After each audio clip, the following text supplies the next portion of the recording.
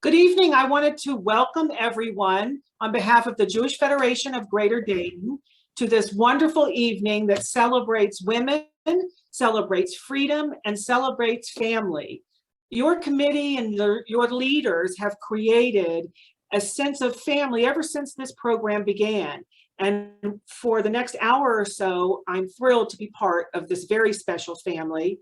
And thank you to all of the committee and to all the participants. And I welcome Judy Heller. And I also want to welcome you.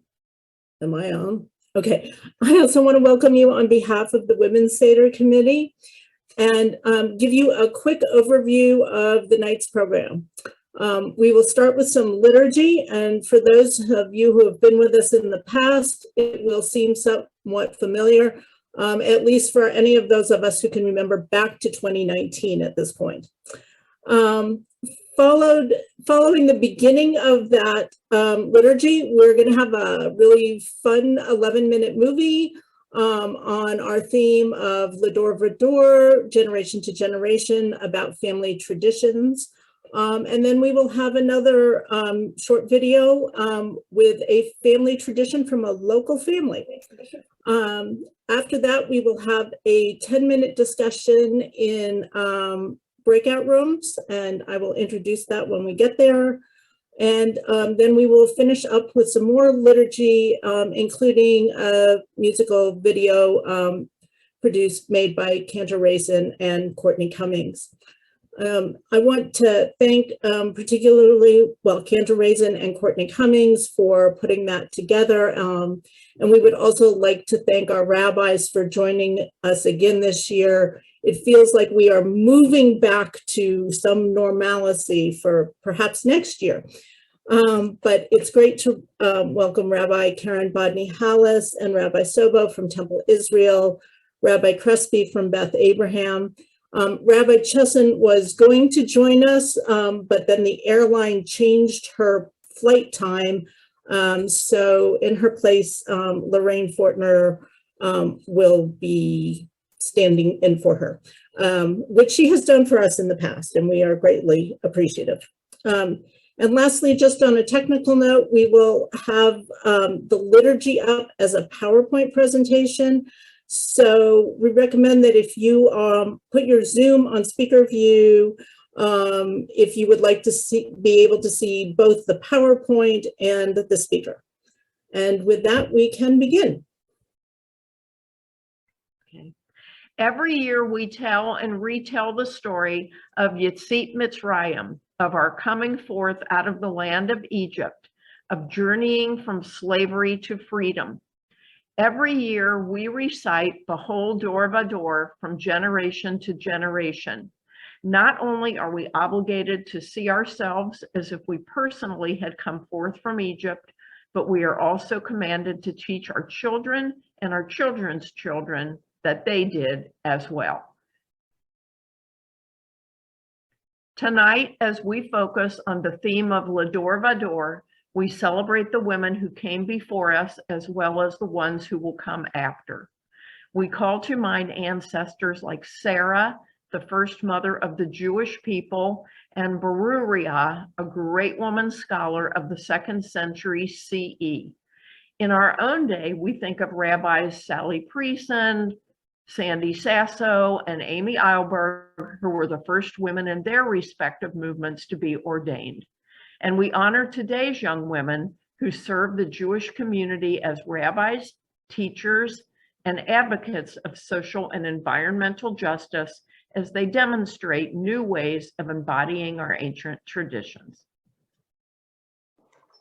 A candle's flame is powerful.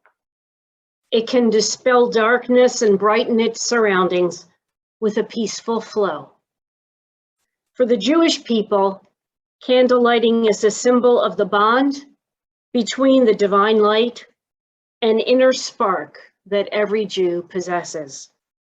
The flame of the candle merges with the light of the soul, bestowing an overwhelming sense of peace in the home.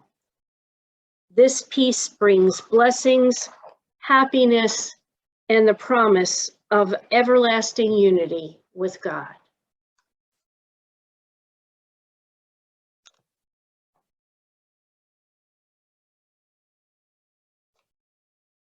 Baruch atah Adonai, Eloheinu melech haolam, asher kitshanu b'mitzvotav v'tzivanu, lahadlik ner shel yom tov.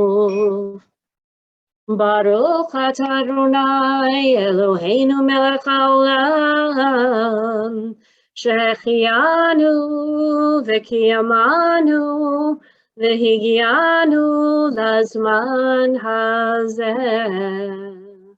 And blessed are you, Adonai, our God, ruler of the universe, who has commanded us to kindle the lights of the festival.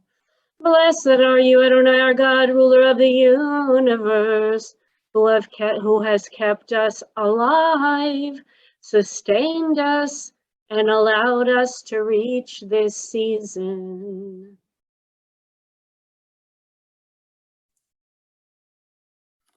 Tonight, as tradition prescribes, We will drink 4 cups of wine as we listen to and tell the stories of our grandmothers, our mothers, ourselves, and our daughters.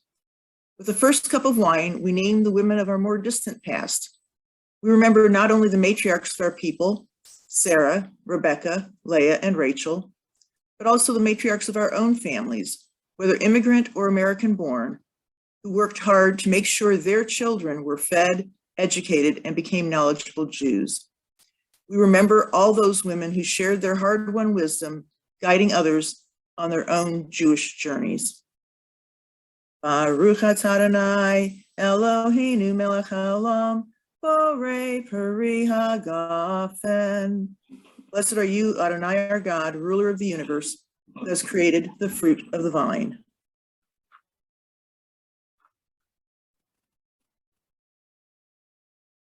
Carpets or greens represent life in the coming of spring. Rebirth is upon us. The mitzvah of care of the environment is ours to observe. Long before the struggle upwards begins, there is tremor in the sea. Self-protection cracks, roots reach down and grab hold. The seed swells and tender roots push up towards light. This is carpus, spring awakening growth, a force so tough it can break stone. So why do we dip carpus in salt water? To remember the sweat and tears of our ancestors in bondage, to taste the bitter tears of the earth oppressed by our waste, neglect, and greed, to feel the salty sting of those uprooted from their homes. And why should salt water be touched by carpus? To remind us that tears stop, spring comes, and with it the potential for change. Baruch atah Adonai Eloheinu melech haolam borei peri ha'adama.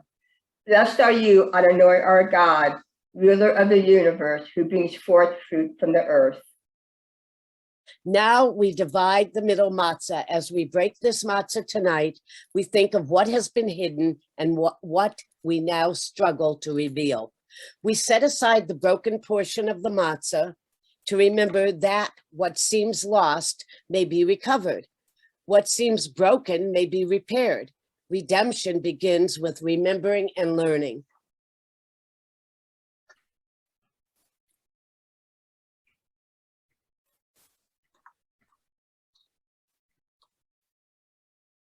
This is the bread of affliction, the bread of the poor that our ancestors ate in the land of Egypt.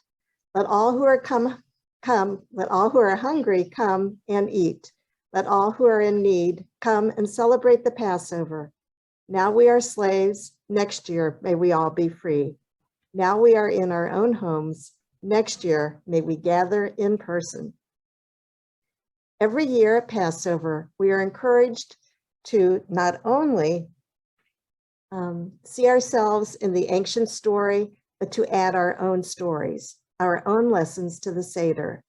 At all other Seders, we hear the stories of the struggles for freedom of our forefathers, but the stories of our foremothers have often been silenced.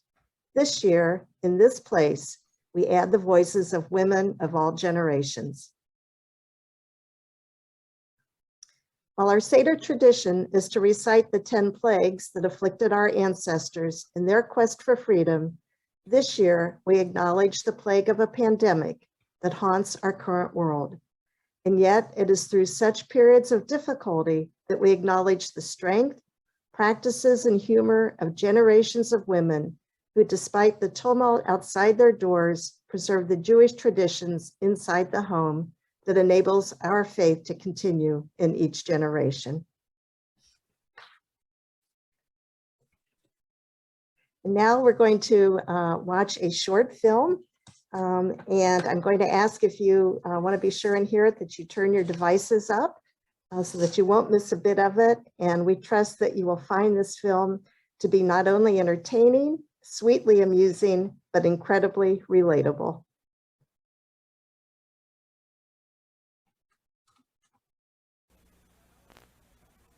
Well, it's a healthy food, and it's very nourishing, and it's very tasty. It's like hunks of white, well, not quite white, but dirty white meat that are like hung together in balls. And it smells like fish. Traditional dish that you have for all happy occasions, like the New Year and Passover. It doesn't even have the consistency of fish. It's not flaky. It's just kind of all mashed together. It looks like a matzo ball that's kind of wet and mushy. It's a traditional dish and typical Jewish, but seems like everybody likes it. A lot of the Gentiles like it too. And that's gefilte fish. But, you know, I think if you put it in water, it would never float. It certainly can't swim.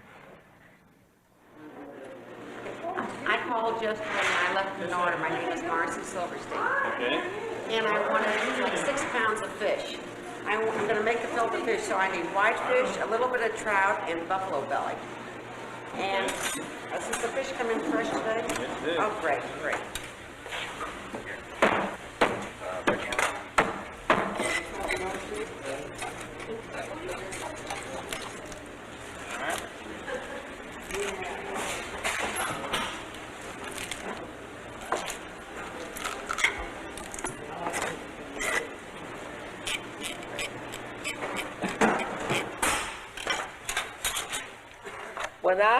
When I was a small child, we would have gefilte fish on Friday night. So I used to go with my mother to the fish market because we always had to get a live fish to be sure that it was fresh.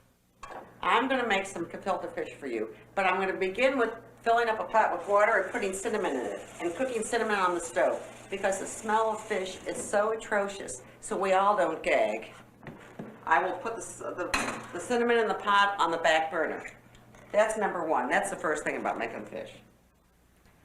Well, I don't make gefilte fish very often. As a matter of fact, I've never made it all in my entire life. I usually don't have to because my grandma usually makes it, or now that my grandma's too old and she doesn't have the energy and physically she can't make it, my mom makes it. I bought the fish yesterday at the fish market, and I'm going to clean the bones and clean out the heads of the fish and take out the eyes if I don't pass out. And I'm going to put those, and I'm going to make a stock that I put the fish balls on eventually. Here, let me get the fish. If I ever need any, or want to have some with dinner or for a holiday, I usually take it from the refrigerator and from the jar. And this is the best kind, I think. You get it at the delicatessen, managed to have gefilte fish. Anyway, this is part of, this is like one of the secrets. This is where you get the good taste. The fish bones and the fish head gave the fish an added flavor. And that was never thrown out. We always had to use that. I think this is Mr. Trout. Oh my goodness. Of course, we had to clean the head out. We had to take the eyes out. We had to take the inside of the mouth out. Some people don't use eyes, and I mean fish heads, and I sort of understand why. Right now, I vote for against it. Now, there are a lot of reasons why I don't make it myself. Boil a little bit, but the smell is great. I like it, like apple pie. It's mostly the time element involved. And to be honest, I can't stand the smell of fish in the kitchen when you're making it. And I think if I ever made it, I would never eat it. See, I'm putting the fish in the pot right now. Then I'm going to cut up onions and carrots, and I'm going to put in some water, and I'm going to make a stock or cook that for 15 minutes, I don't think. Well, first we had to get a big kettle, and we'd line it with sliced onions, and then slice some carrots, and celery, and parsley.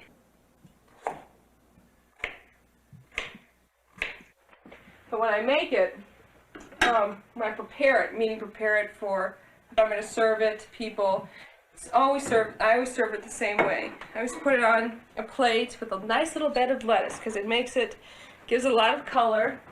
The grandparents and the aunts and everybody, the older people that used to do it, used to have to do it with a wooden bowl and with a chopper and with hand grinders and electric grinders, and I feel very fortunate. I don't know if I could have made fish with all that work. I like to hope I would. the younger generations are making it, but they don't use the old-fashioned way. They use the newfangled way with the Cuisinart and with the part that you don't have to chop. Learn from Julia Child. Take a piece of romaine lettuce, you flatten it out, and you put it on a jar like this. You take your jar of gefilte fish, and you open it. Well, sometimes it's hard to open. And Ready? Okay. This is the chopping bowl that I use, that I've had for the last 65 years. And it's still good. And this is the chopper that I had. This belonged to my mother-in-law, and she passed it on to me. And this is about 100 years old, because she probably brought it from the old country. And we would chop and chop and chop that fish. Chop, chop, chop, and we chopped for until the fish stuck to the chopper. And sometimes we had to chop for over an hour. And this belonged to my mother-in-law, and she passed it on to me. And I will probably pass it on to one of my granddaughters, if she'll want to make gefilte fish. this usually works. It works with peanut butter. But that later on in years after I was married, was making the fish myself, I got a food chopper. It was one of these choppers that you would have to attach it to the table or to a chair, and then we would grind the fish. Let me get some of the bones out now. You can see some on here especially. Look at bone. Some of the bones get ground up and you don't know. I know it sounds bad, but it's got calcium in them. They're not bad for you. I got it. Yay! Yay! This has just been ground for the first time. And this is the trout, the pink, and you can see the whitefish. And it's the blend of the three different fishes, the whitefish and the buffalo and the trout, that give the fish the consistency. I've only Cuisinarted the fish one time. Ugh. Here we go.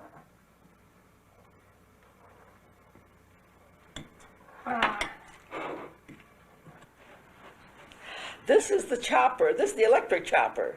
This is part. It goes. It's an attachment to my can opener, and when I put the fish right in here, and I push it down with this.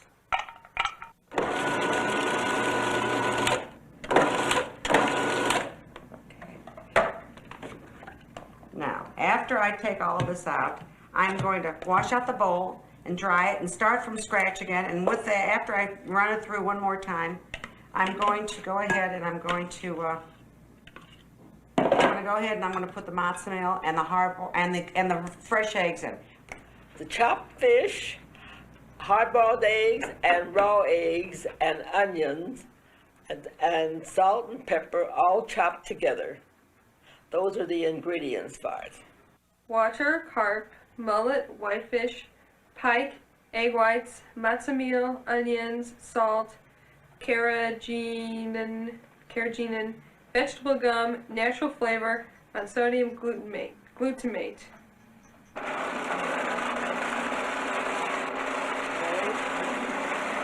Matzo meal, put egg in, the ice water for fluffiness. Usually in a family, and traditionally, you have, there's always just one fish maker, gefilte fish maker in the family. Very good. I'm going to make them into little balls and drop them into the boiling broth. The recipe is usually passed down from generation, or maybe a little bit of, a mixture of several other recipes. And I'm sure that eventually I will be the one who will be making in the family. I'm making the balls about this size, a little bit bigger than a golf ball and smaller than a tennis ball. With small ones, you make them smaller. If you want bigger, you use more of the fish. And you round it up, and you put that in your pot. And you let it cook for about an hour and a half, and then you come out with these, I hope, these beautiful white fish balls. One of the main reasons why I have to take my gefilte fish out of the jar is because my lifestyle is so significantly different than that of my grandmother's or my mom's that it's really a necessity. My mother-in-law started making gefilte fish a couple of years ago, and since nobody else made gefilte fish in the family, I'm the one who picked up, I guess, the tradition. I had to stop making it because my health wouldn't permit it. That's why I stopped. Right? I guess when I get too old to make gefilte fish, I hope one of my girls will start making gefilte fish. So the tradition goes on. But it really wouldn't surprise me if if even when it was my turn to learn how to make it, if I still resorted to using my Manischewitz gefilte fish, because they're just a balancing of things and you have to decide which is more important. I didn't count exactly, but I think I made about 20. I'm going to put them out here and let them cool overnight. See? This is gefilte fish ball. I think it's better if you make it yourself. I think homemade gefilte fish, I think, is better than the bought fish, but it's still very, very good. I know there's someday that I am going to want to learn how to make it from scratch. And the reason why is really just for the sake of tradition. There's no other reason I can think of. I guess I could have bought the fish myself and doctored it up from a jar, like a lot of people do. And it would have been easier, and it would have probably tasted as good. Well, not quite as good, let's be honest. But I think that making fish yourself is maybe a test of love, or it just makes me feel good. Well, I think that my gefilte fish is very good. I think it's one of the best, and my family all like it, especially my daughter-in-laws. Now this is a piece of gefilte fish that my mother sent over for me. She made it herself, regular homemade, the whole thing.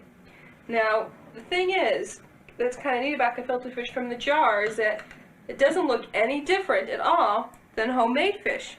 All you need to do is put on a little piece of lettuce, like this.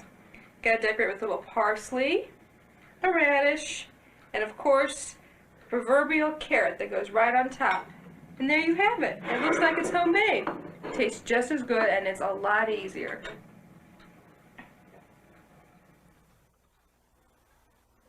Grandma, what is gefilte fish? And should I talk to you now? Uh-huh. Chop, chop, chop, chop. Mmm. It's really pretty good. You should taste it.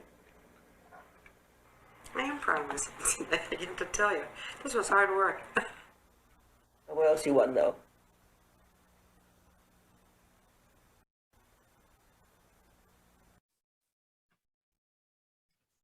So I hope everybody enjoyed the film, and keeping with our theme of Lador Vador, we're now going to see a short clip that involves the Gilbert and Nelson families to add a little local flavor, and we're going to hear some of their favorite Seder traditions. I'm Clava Gilbert, and this is my mom, Rachel Gilbert. She is the daughter of Sue Nelson, and I am her granddaughter of Sue Nelson. My favorite Passover tradition is eating matzah and cream cheese every morning during Passover. I usually like salt on it or everything but the bagel seasoning. And my favorite tradition from growing up was how my cousins and I would steal the afikomen from our grandpa when he was up during the Seder washing his hands, and we would hide it from our grandpa. And then when the time came in the Seder for the afikomen for the dessert, he would have to bribe us to give the afikomen back to him so that we could finish the Seder. And so we would negotiate that he pay all of us cousins and give us money in order to get that afikomen back. Like Hava said, I love cream cheese on my matzah, and in our house we actually eat that year round. And the other thing I remember is using those red and yellow Haggadahs that we used with my grandparents, and then we also used it with my mom and stepdad. All right, Chag Pesach Sameach. Bye. Hi, I'm Sue Nelson, Rachel Gilbert's mother and Hava Gilbert's bubby. And I'd like to share with you some fond memories from Seder, Passover in general when I was growing up. Seder was always really important in my family. We always had a lot of people there, including people who weren't Jewish, because we wanted them to enjoy the experience and learn more about it. But the thing that really comes to mind is that whereas a lot of families, probably most families, hide the afikomen for the children to find, in my family, my father would very ceremoniously break the matzah, wrap the afikomen piece in a fancy napkin, and slip it into the pillowcase of the pillow that was beside him to recline on, and then go on with the service. Later, when it was time to get up and go in the other room and wash his hands, one of the kids would very cautiously steal the afikomen from him. And then when we came to the end of the service and he needed the afikomen to end the service, he would make a very big deal out of not being able to find it. It wasn't where it belonged. And questioning, who has the afikomen? We can't finish the Seder without it.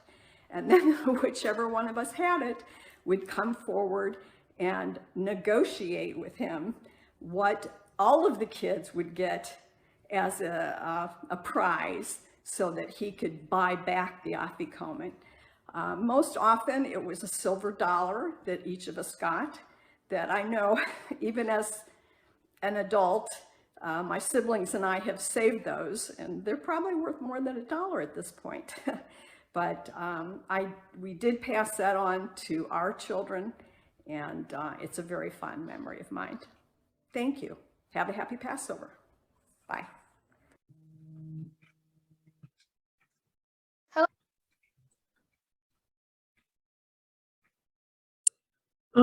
Okay, so we are going to go into breakout rooms for 10 minutes to discuss what is your favorite tradition that you have been taught by your grandmothers, mothers, or another Jewish woman mentor, or secondarily for you, what is the most important Jewish value to pass to our daughters or the younger generation?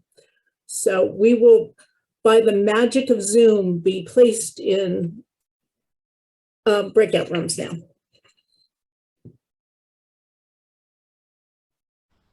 So we were going to take a couple of minutes to mention any interesting traditions or ideas that came out of our groups. And I have to say that Cantor Raisin has one, not for the night of Passover because it's a milchik thing, but making cheese matzo balls, farmer cheese inside the matzo ball. And I have to say, I really want the recipe and I really want to try that this year because that just sounds fun and new and interesting.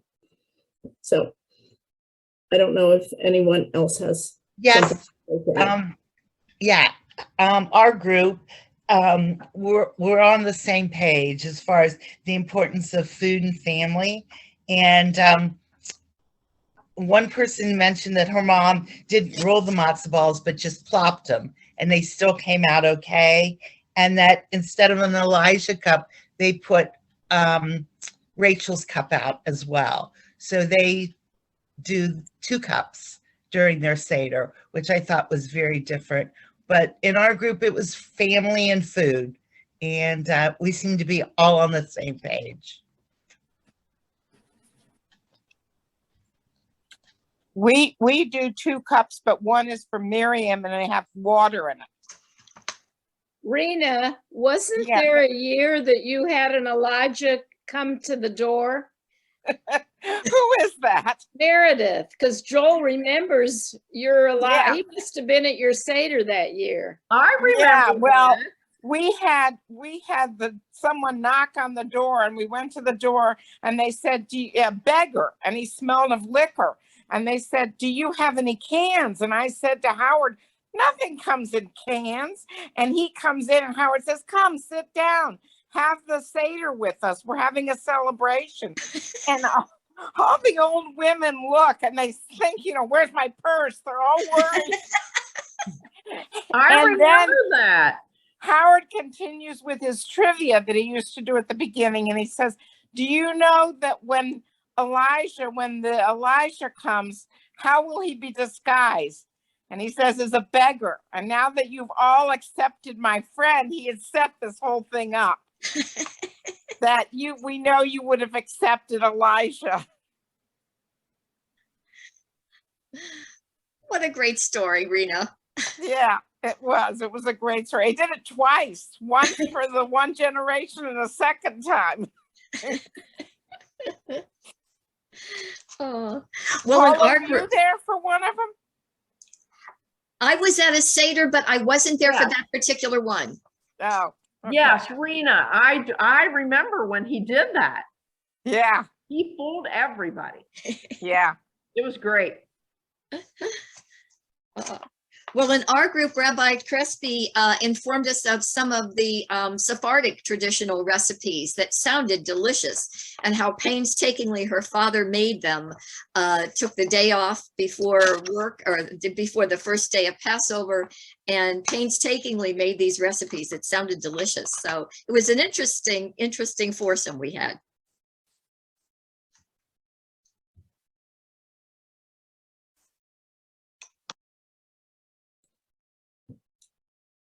Okay, it sounds like we are ready to move on.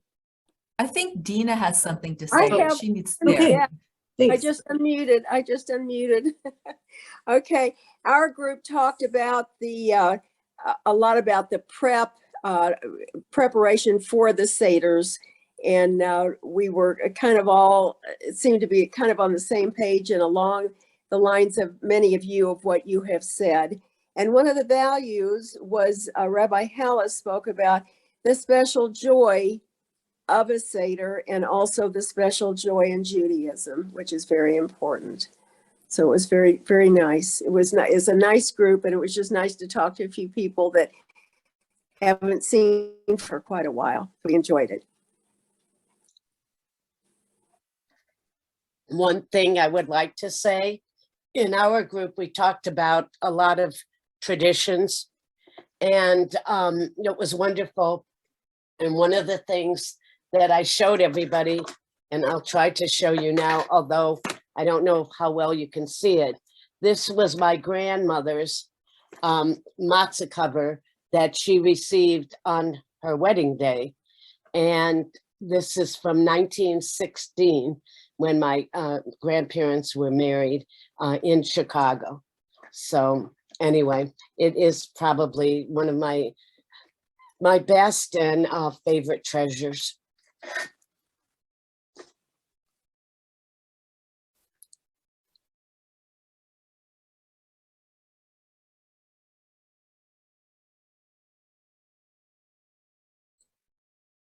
Okay, again, I think that we are ready to move on to the second cup of wine, and I really appreciate hearing all of these different stories. They were great. With the second cup, we recall our mothers, many of whom were women of the greatest generation, and who found new strengths and productive avenues for protecting our democratic way of life. Their newfound boldness and acts of sacrifice set the bar for future generations of women. Baruch atah Adonai Eloheinu melech haolam borei pri hagafen. Blessed are you, Adonai, our God, ruler of the universe, who has created the fruit of the vine. This time, those of you who would like to wash your hands may do so. We'll observe a moment of silence while they do that. Hopefully, if you choose to do so, it is done with the hope to elevate our sense of ritual purity. And for those of you who may not have a pitcher of water near you, I invite you to use whatever means of cleaning you have. So in my case, I've got hand sanitizer, but again, it helps to remind us of a fresh start and to elevate our sense of purity.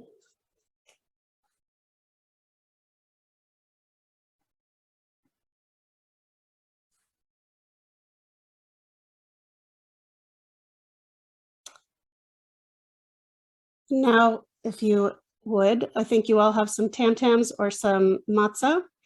It's time for us to go ahead and move forward with our motzi and our matzah. It is part of our ritual. We always give thanks for the food that we eat.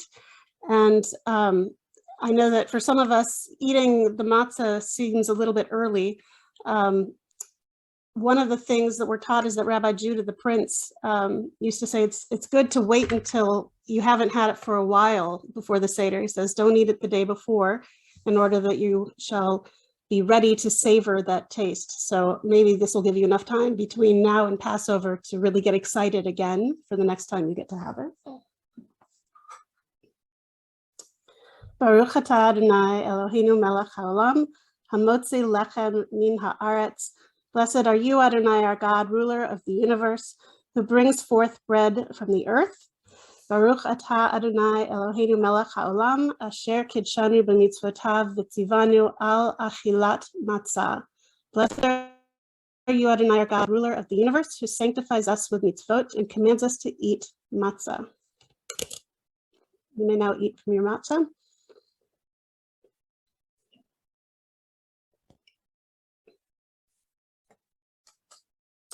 Now, we remember that the bitterness of the Israelites and the experience that they had in Egypt, not only then, but we as Jews continue to taste this bitterness as a memory of the past and a reminder that there are times that we too must carry on the bitter struggle. So I invite you, if you have any maror, any of your bitter herbs, to take some as we recite the blessing.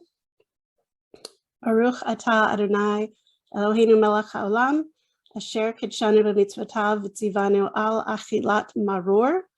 Blessed are you, Adonai, our God, ruler of the universe, who sanctifies us with mitzvot and commands us to eat bitter herbs.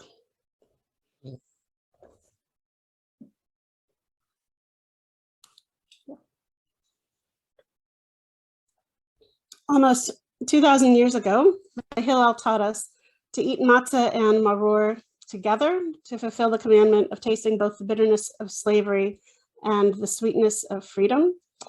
The chorosis is, of course, what adds to that sweetness.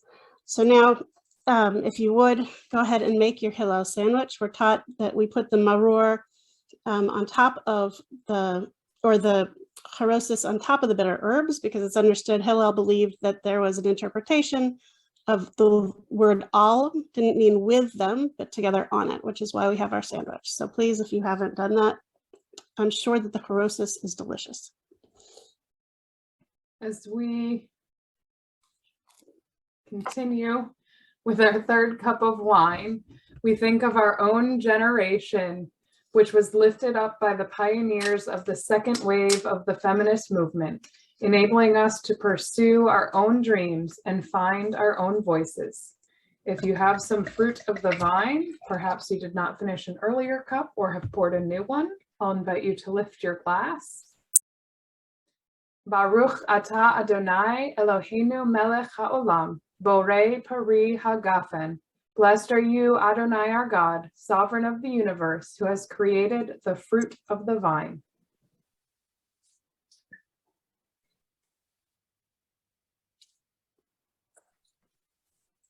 And Elijah's and Miriam's cup.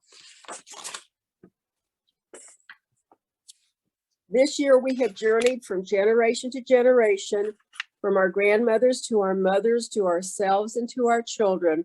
Now we watch at the door for Elijah, the prophet of hope, and for Miriam, the prophetess of change. And on this night, we commit to teach our children and our children's children that freedom is a gift and an obligation that must be cherished and nurtured. On this night, we claim our tradition of change. On this night, we open wide the door of hope.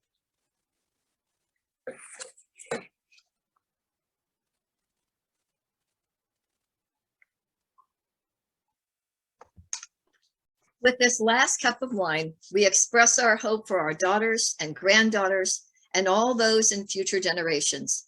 We applaud their activism. We pray for a future in which people are free to live out their full potential, no matter their gender, race, or creed. Baruch atah Adonai, Eloheinu melech haolam, borei peri hagafen. Blessed are you, Adonai, our God, ruler of the universe, who has created the fruit of the vine.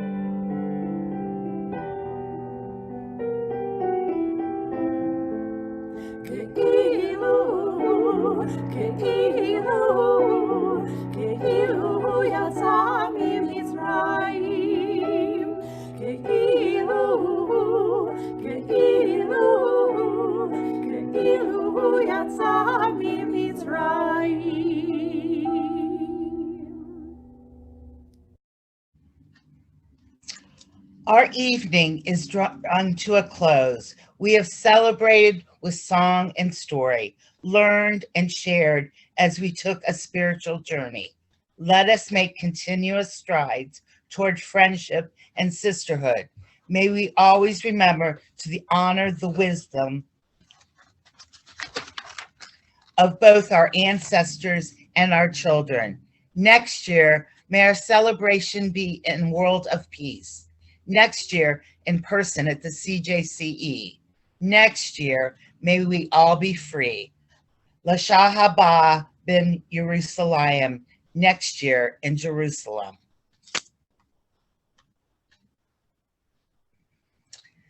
This couldn't have happened without the wonderful committee. Judy Heller as chairman, Beth Edelman, Gina Briskin, Judy Chesson, Paula Janissa, Linda Novak, Bonnie Beeman Rice, and Melissa Sweeney. The JCC staff, Mark Jacob, Senior Director, Helen Jones, Program Administrator, Jewish Federation staff, Jody Ferris, Marshall Wise, and Beverly Lewis. We would also like to remind that our charity this year is Shoes for Shoeless, and the box number to send the donations can be found within the Jewish Federation. You can call Helen for the address. Again, thank you for being part of this wonderful evening. Great to see everybody. Thank you all. Nice program. Great to see everybody. Great to see everyone. Yeah, it was really great seeing everyone. It's good to see everybody. Phyllis Rosen, glad you could make all it. my Dayton friends. Thank you. Good to see you, Rena. Thank you, everyone, for attending. It was a great program. It was lovely. Thank you all. Thanks especially to Helene and Judy for doing such a wonderful job of chairing. Thanks, everyone. It And was really thanks to fun. Helen for putting Good the night. PowerPoint together. And Mark. This is a wonderful tradition, and I hope it will continue for many years to come. And like you said, Helene, next year at the Federation. Absolutely. Next Bye, year, Good night, everybody. Good Night, night. everyone. Night, y'all. Night. Thank you. Sue says, Sue signing off. Hi, Frida. Thank you, Judy. Good night. Have a happy Everybody. Passover. Good night. Good night. Good night. Thanks, Helene. You're welcome. Thanks, Judy. Thanks, Thank Helen. you.